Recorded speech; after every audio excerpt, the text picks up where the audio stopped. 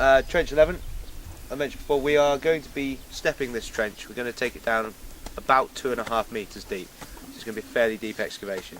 So obviously health and safety is going to be paramount for this trench.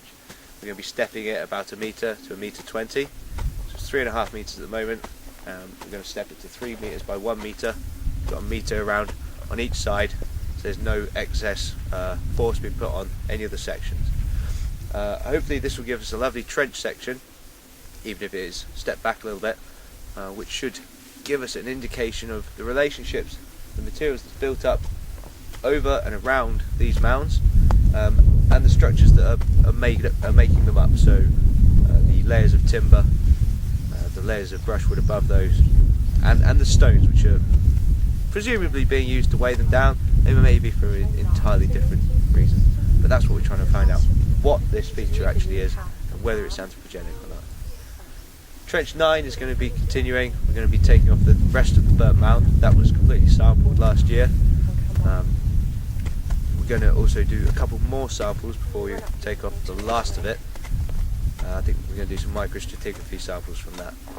And the burnt mound will be taken off, and then we're going to be excavating all the negative features that are showing up underneath. We did it was 1.5 metre wide section through the burnt mound, and we found 30-40 stake holes underneath there.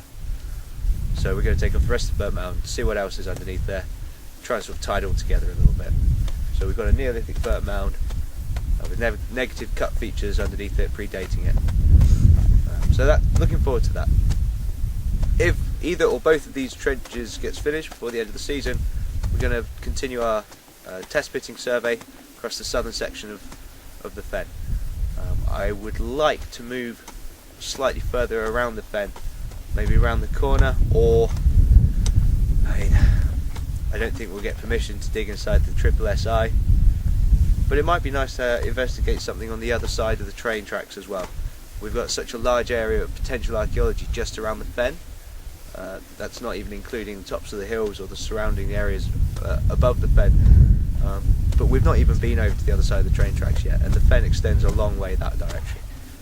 So plenty to look forward to.